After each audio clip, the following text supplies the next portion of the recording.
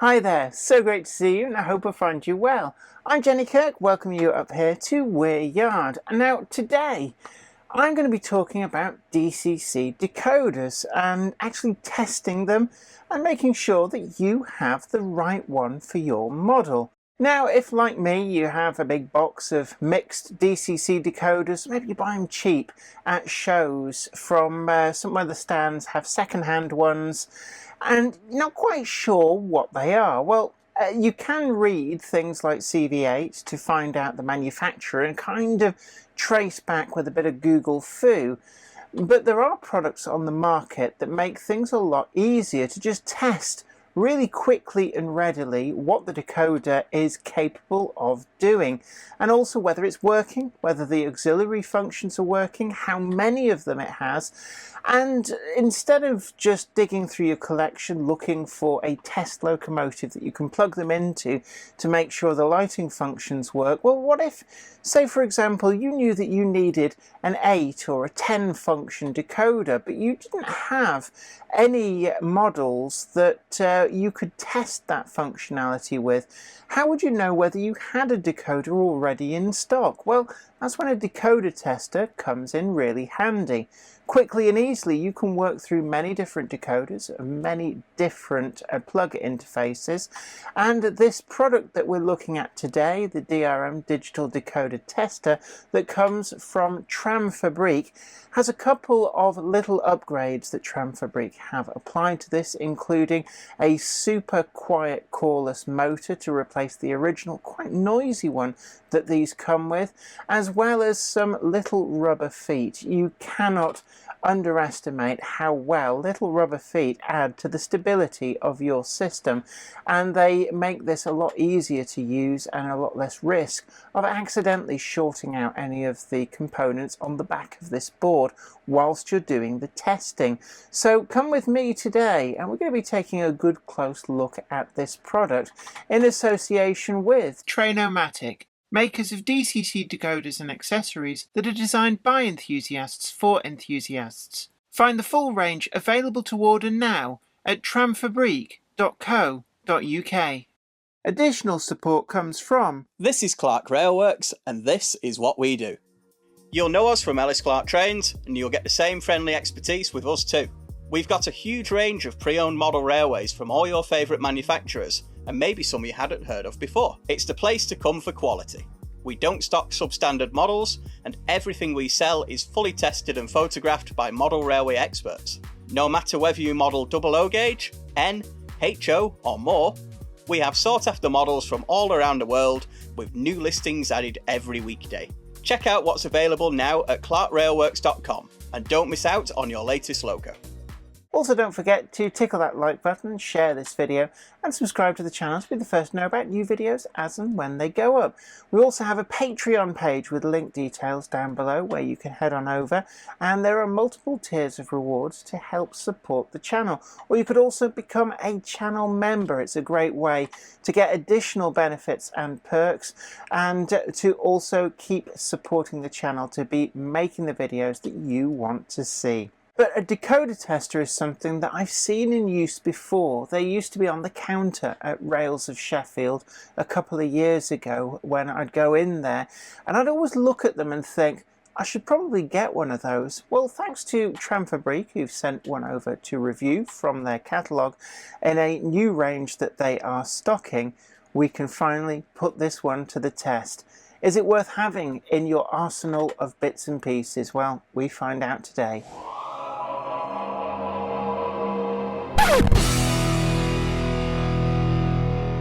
One of the things that can be a real faff is testing decoders, and that's where the drM digital decoder tester really comes in useful.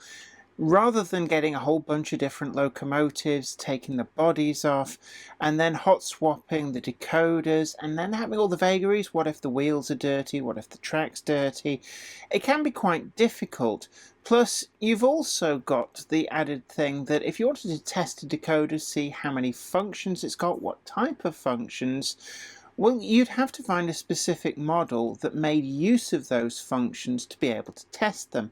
And that's why the decoder tester is really quite useful, quick and easy, and especially if you've got a lot of different types of decoders to test, it really does make all the difference. And I'd like to thank Train-O-Matic for sending over their modified version. We got a link in the description below for taking you to where you can purchase this via Train-O-Matic, and certainly it's something I've never had a decoder tester up until now, so I'm quite interested to put this to the test. One of the modifications that Train-O-Matic have done to the drM digital decoder tester is they've changed the motor that's on the board. Now, you do need a motor for being able to properly program decoders, so the tester boards all have a motor, and what Train-O-Matic have done is they've changed this for a much quieter motor, which can be quite important if you're testing a sound decoder. You don't want it to be masked out by the sound of the onboard motor. So we've got on here the ability to test 6 different common types of decoders, and I've dug out a few different examples of different decoders, and we're going to take a look at those. Now let's just get it out of the packaging. One of the other things that Train-O-Matic do to modify these is to add little feet as well, and this is just something that keeps the bass off anything that could short things out, and just generally makes it easier still to be able to deal with. So we've got that motor on there with a flywheel. We've got the speaker there. It's actually an 8-ohm speaker. And importantly, if you're using a decoder that's already got a speaker attached, you don't need to remove that speaker, but you will need to turn the onboard speaker off with this handy switch. So for example, if you had a TTS decoder, they have the speaker kind of hardwired, and you don't really want to go through the faff of having to remove that. These terminals down here would be used for something like a Zen Buddha, and those type of decoders have screw terminals, so this allows you to screw them in and be able to test all the different functions. We've got all our LEDs here for the different auxiliary functions up to auxiliary 12, so that's effectively 14 outputs including the directional lights, and it's something that I've never seen a decoder that gives you 14 auxiliary outputs. Certainly I've seen 10 and 12 ones, so that is really useful. And these are set up so that if it's a full power output, the light comes on when activated and goes off when deactivated, but if it's a logic level output, it's off when activated and on when deactivated, so that's how you can tell the difference. Looking across the bottom, we've got the Plux 22 connector here, and that also caters for Plux 16, Plux 12, 21 pin header, 6 pin header, 8 pin header, next 18, and then we've also got SUSI modules here, and these can be something that, say for example, you can add sound to a SUSI compatible decoder, an ordinary decoder, and that's something that some of the Train-O-Matic range do allow. And because on next 18 the auxiliary 3 and auxiliary 4 can be switched between either being used for SUSI or used for auxiliary outs, we do have a switch here which is for the next 18 decoders, so you can test those properly. Track in, we've got 2 solder pads if this is going to be a permanent function on your work board, and you can just solder the wires there and not have to worry too much. Or we've also got some screw terminals here, which if you're going to be using a temporary connection, they're what we're going to use. Now, in terms of the different decoder types, I've got a Train-O-Matic Plux 22 there, so we can give that one a test. And then I've got a Next 18 decoder here, and this is actually a sound and Bluetooth decoder on the Next 18 interface, and I'm going to use that to test out the speaker. And then I've got a 21 pin decoder here, again from the Train-O-Matic range. I've got an 8 pin and a 6-pin in there. We're going to use those. And then because I want to see how well it works with these higher auxiliary settings, I've also picked from my collection this Dapol Imperium decoder, which has 8 functions. So that is something we can test for those 2 extra functions and just see how well that works. And also it gives me an idea of which ones are logic and which ones are full power. So I'm going to go ahead and get some power wired to this from my programming track.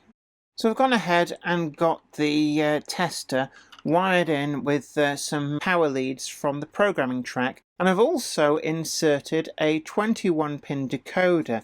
Now this is the Dapol one, the Imperium 3, and this says it's an 8-function decoder. So I'm actually quite interested to see just what the board does with an 8-function decoder, and just to verify that this is an 8-function decoder. Sometimes it can be really difficult to tell. Say if you've got a box of decoders, you've lost the packaging, how do you know which one is suitable for your model? Because unless you have a model that uses all 8 functions, you would otherwise have no way of knowing.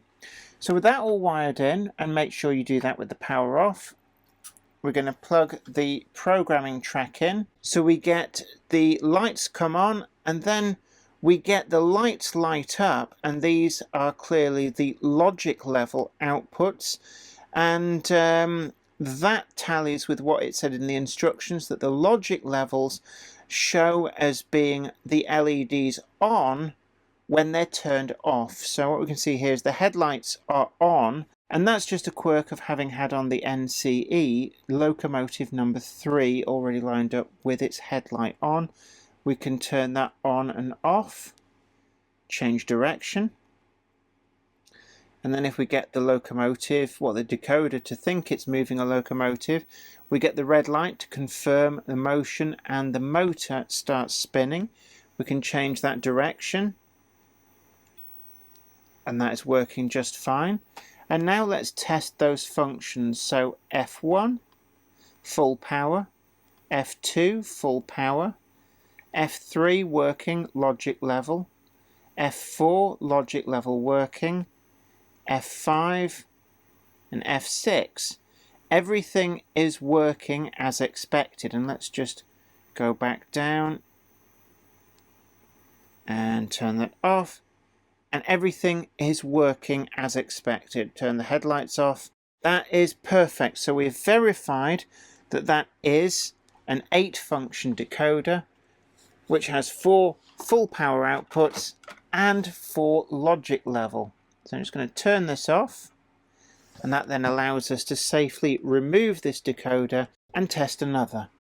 The next decoder that I'm going to test is actually a Plux 16. I thought it was a Plux 22, but that was my mistake. But that's okay, because we can do Plux 12, Plux 16 and Plux 22. So we're just going to plug that in, and then we can turn everything on. And for some reason we've got auxiliary 12 already flashing up, and that may just mean that we've got certain ones are turned on and off. We won't know until we work through on this. So I need to just choose the number that the locomotive that this came out of was on, and let's just verify. And it's interesting that we're getting a bit of a flicker this time on that, but the motor is running just fine, and just the headlights directions are fine. And then we're going to work through, so let's just bring this up. We're going to do F1. And this decoder is set up interestingly, so let's just turn off the headlights. So we've got F1, F2, F3, F4, F5. Nothing's happening on F5, F6, F7, 8, 9, 10. So I'm not sure why these are flickering up here. I can only conclude it's getting a dodgy signal from something, but we can confirm that we've got 4 functions off this Plux 16 decoder, which are all full power. And we're just going to get that moving. And if we turn the headlights on, F1 and F2 are changing correctly with the direction. So I will query about that. The light coming on auxiliary 12, and you may also find it flickering on auxiliary 11, are to indicate that the decoder is SUSI enabled, and that means that you can attach a SUSI sound module to that decoder and it is compatible for that. This is perfectly normal. If these come on, it just signifies that your decoder is compatible. If they don't come on, again, not a problem. It just signifies that the decoder you're testing is not SUSI enabled. So we've got that decoder tested. The essential functions are working. I'm going to move on now to the next decoder. So I've now got a Train-O-Matic 21-pin decoder plugged in. Now I know that this is a 6-function decoder. Ignore the auxiliary 11 and 12 on there. They're not supposed to be lighting up for these decoders. I think it's just a quirk of the circuitry. But we're concentrating down here. So you can see auxiliary 3 and auxiliary 4 are lit up, which suggests that these are logic level outputs and they're currently turned off. So let's just test that. Headlight comes on, direction, that's working just fine. Headlight off. Then F1, and F2, F3, F4, F5, F6. So this decoder is letting us access the directional lights off the F1 and F2 key, and then it's letting us do F3, 4, 5 and 6, and confirming that the last two functions are definitely logic level output. So we're now just going to try the direction. It's running the motor, change direction, and all is working as expected. So that's absolutely fine. The decoder matches what we were expecting. Next up, I'm going to be testing a sound decoder, and this is a Next 18 Bluetooth decoder. There's no speaker attached, so we leave the onboard speaker switched on. If there was a speaker plugged into this, it would be absolutely fine. We could just turn this speaker off to avoid any overload or damage. So I'm just going to bring in this so we can see I've got the locomotive's address that it came out of up on there. And let's just test headlight.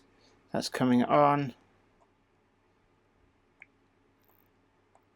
And that, interestingly, we appear to be having just a little bit of an issue. We're not getting the forward headlight come up. I'm going to check in a moment if that might be a loose connection on the actual decoder, not pushed all the way into the socket. We are getting the sound coming through, so we just turn that on. And let's get the locomotive up and running.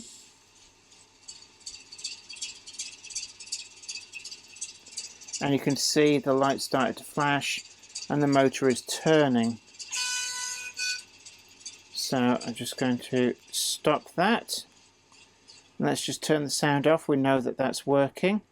And with this, it's a little bit more involved for getting the extra functions. So we're going to go F22, F21, F23, and F24, which is not responding. Now this suggests that there might be a fault with this decoder on some of the lighting functions, because we're not getting the directional light in the forward direction, and we're also not able to turn on the final auxiliary there. So this is already flagged up that there is an issue with this decoder. Now it doesn't matter for the model that it's actually come out of. It's not using these functions, but it does mean that we can now verify a number of issues that may have arisen with the locomotive that this was put into that might otherwise have been quite hard to diagnose. Now this is an interesting situation. I've got here a Hornby decoder which has been very suspect. I haven't been able to get that to work in any manner of locomotive, and you can see on the tester we can verify something is not right because it is pulsing the light and the motor. And I'm just going to go through the programming options on this, and it is returning a different manufacturer ID and decoder version each time, and it should be set to 3. I did do a CV3 reset, but it's now saying 52, and it's just randomly making up numbers. So what we've actually done there is verified that this is a blown decoder. At least something is not happy, and actually, that is getting quite warm as well, so best turn that off. And to complete the set, we've got a 6-pin decoder plugged in, and I'm going to turn on the directional headlights. You can see that they function normally, and they are the only functions. If we go F1 and F2, they will permanently turn on both of those. And F3 and F4, nothing's coming up. That's just as we would expect. So we can get the locomotive moving, and you can see there that's fine. Change direction, everything moves over, and that is absolutely fine.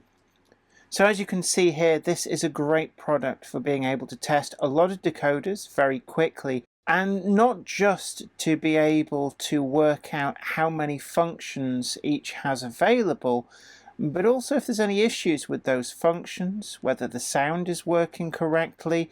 There's so many different things that you can do with this, which would be very difficult to do on a programming track, hot swapping decoders between locomotives. So as a time saver, this is a great product and is available at the link that we've got in the description box down below from Train-O-Matic.